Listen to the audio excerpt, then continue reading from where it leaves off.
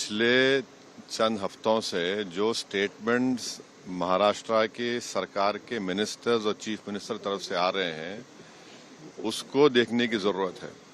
और सबसे बड़ा प्रोवोकेशन तो वो सत्ता में है, गवर्नमेंट में है, और गवर्नमेंट प्रोवोकेटिव स्टेटमेंट्स दे रही है।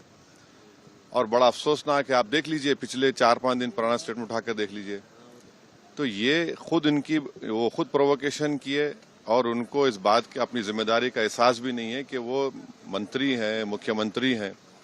और दूसरी बात यह है कि आपने कई तस्वीर किसी बादशाह के बनाकर जलाए पूरे महाराष्ट्र में, कोई रिएक्शन नहीं हुआ, तो आपको तकलीफ हो गई। तो आपने क्या किया कि कुरान की जो आयतें हैं, जो वर्सेस हैं कुरान के, जो एक कपड़े पर लिखी जाती हैं, उसको आपने जलाया। और जब ये हरकत हो रही थी तो उसी वक्त जाकर मुकामी वहाँ के जो मुसलमान और हिंदू लोग थे जाकर कंप्लेन किए डीसीपी को कि इसको रुकवाइए, देखिए ये जो कपड़ा है जिसपे कुरान करीम के आयतें लिखी हैं, वर्सेस लिखी है, मत करिए। जलाया गया, एक्शन नहीं लिए। उसके बाद शाम में ये सब चीजें हुई। मैं उसका कंडेम करता हूँ वायलेंस का, मगर इसको टोटल देखिए आप कि जो स्टेटमेंट्स एमिनेट हुए हैं, जो स्टेटमेंट दिए गए हैं मिनिस्टर्स की तरफ से, अभी भी दिए जा रहे हैं, भाई आप रूल ऑफ लॉ को फॉलो करिए ना।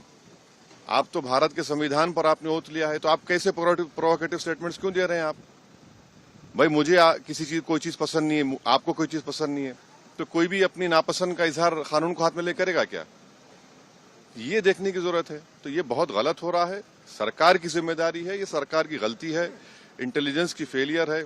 उस जगह जहां से महाराष्ट्र के मुख्यमंत्री आते हैं, और ये जो वायलेंस हुआ है हमारे केंद्र मंत्री के घर के करीब है पूरा, ये बड़ी गलत बात हो रही है।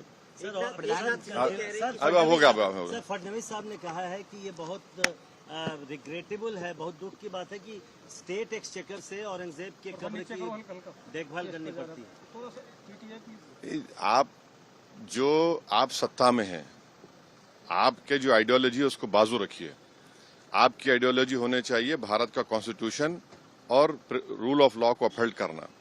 6 दिसंबर 1992 को क्या हुआ और उसके बाद सुप्रीम कोर्ट ने उसको एग्रीगियस एक्ट कहा, तो आप देख लीजिए, हुकूमत आपकी है, मंत्री आप हैं, रूल ऑफ लॉ आपको फॉलो करना है और आपको कॉन्स्टिट्यूशन के लिहाज से अपनी हुकूमत चलाना है।